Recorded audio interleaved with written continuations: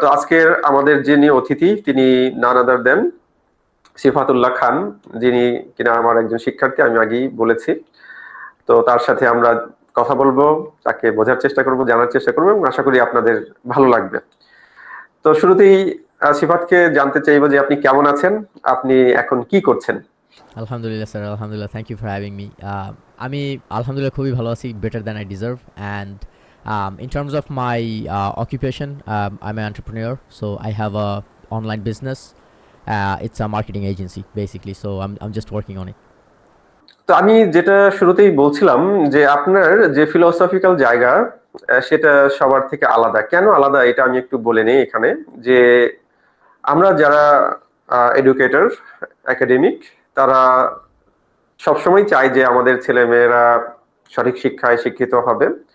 আমাদের যে education system আছে এখানে সে একটা ধাপের পর আরেকটা ধাপ পার করবে, সে উচ্চ শিখরে আরোহণ করবে, সে চাকরি করবে বা সে অন্য কোনো বিজনেস করবে, এন্টারপ্রেনার হবে, নানা ক্ষেত্রে সে বিচরণ করবে। এটা আমাদের উদ্দেশ্য বা লক্ষ্য থাকে।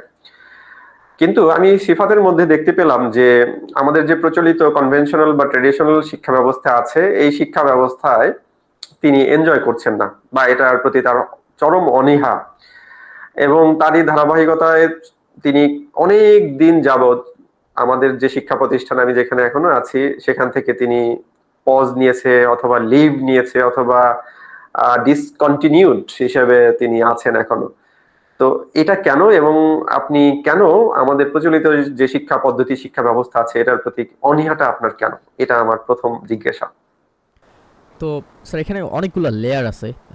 যদি আমি শর্টে বলি, এখানে মোস্টলি আমার পার্সোনাল রিজনসে আমি এটা মনে করি না যে সবার একাডেমিক লেখাপড়া ছেড়ে দেওয়া উচিত বা সবার ড্রপ আউট হওয়া উচিত। তবে আমার পার্সোনাল লাইফের AIIMS and goals and in terms of my perspective, আমি এডুকেশনাল সিস্টেমগুলোতে তেমন কোনো পোটেনশিয়াল আমি দেখতে পাইনি।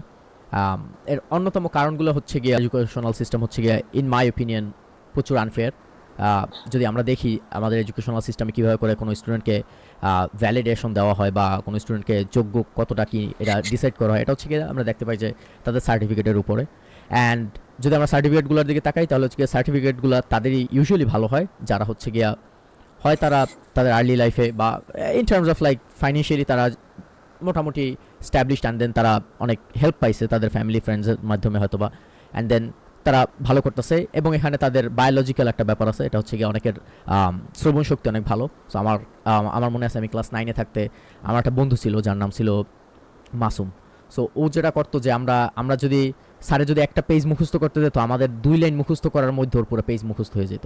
এখন ব্যাপার হচ্ছে গিয়া যে আমি বলতেছি না যে ও ক্রিয়েটিভ না বা এমন কিছু, কিন্তু আমি বলতে চাইতেছি যে এইভাবে যদি আমাদেরকে কম্প্যারিজন করা হয় যে যার মুখস্থবিদ্যা ভালো সেই তো ইউজুয়ালি রেজাল্ট ভালো করবে, কারণ আমরা টেস্টটা নিতেছি গিয়ে শুধু একটা সার্টেন টাইপের টেস্ট। সো যখন সার্টেন টাইপের কোনো টেস্ট নেওয়া হয় তখন ওই সার্টেন টাইপে যারা বায়োলজিক্যালি যারা বেশি ফিট তারা ভালো রেজাল্ট করে, এটাই স্বাভাবিক। আই মিন এটা ইটস নট লাইক যে এটা সব ক্ষেত্রেই এমন হবে, বাট ইন জেনারেল প্রবাবিলিস্টিকলি এটাই স্বাভাবিক যে তারা ভালো রেজাল্ট করবে। এখন এমন হতে পারে যে একটা ক্লাসে একটা স্টুডেন্ট আছে যে যে ব্যাক বেঞ্চার, যার হয়তো বা মুখস্থবিদ্যা অত ভালো না, কিন্তু সে হয়তো বা ক্রিয়েটিভ, হয়তো বা সে হার্ড ওয়ার্কার, হয়তো বা তার মোরাল অ্যান্ড এথিক্স তার অনেক ভালো, হয়তো বা সে নলেজ ওয়াইজ সে সবার থেকে ডিস্টিংক্ট। এই ছেলেটাকে মানে সমাজের দিক দিয়ে অ্যাজ এ হোলিস্টিক ভিউতে তাকে একটা ফেলিয়ার হিসেবে ধরা হবে, কারণ হচ্ছে কি তার একাডেমিক্সে রেজাল্ট খুব খারাপ হয়েছে বা 4-এর কম পাইছে বা 3-এর কম পাইছে। সো এটা একটা গর্দা স্টুডেন্ট এভাবে করে ধরা হয়। এবং ওটাই অসুবিধা নাই, অসুবিধা হচ্ছে গিয়া এই ছেলেটা যখন চাকরির ক্ষেত্রে যায় তখন জাস্ট তার একটা সার্টিফিকেট নাই, এই জন্য তাকে মোস্টলি আটকে দেওয়া হয়, যেটা আমার আমার মতে খুবই আনফেয়ার।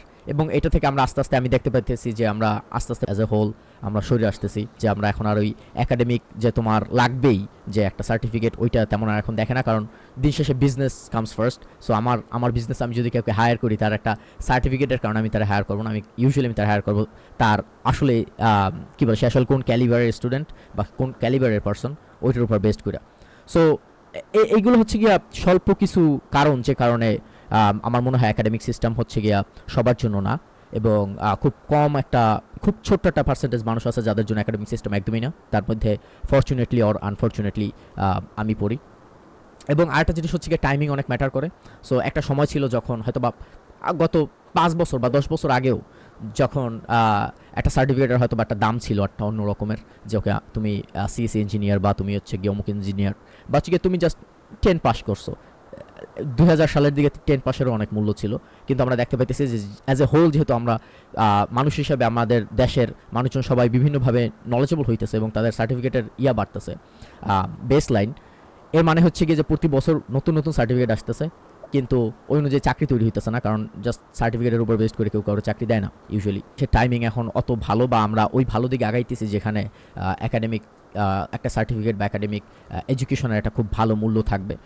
এবং আরেকটা বিষয় আমার মনে হয় যে এখানে একটা আন্ডারলাইং অ্যাসাম্পশন আছে মানুষের, যে একাডেমিক লেখাপড়া ছাড়া মানেই সে গর্ধব। এটা একটা ভুল ধারণা। ফর মোস্ট পিপল এটা ট্রু, বাট মানুষ যেটা ভুল ভাবে যে একাডেমিক লেখাপড়া আমি ছাড়তাছি মানেই মনে হয় ও এই ছেলেরা আর কিছুই জানে না।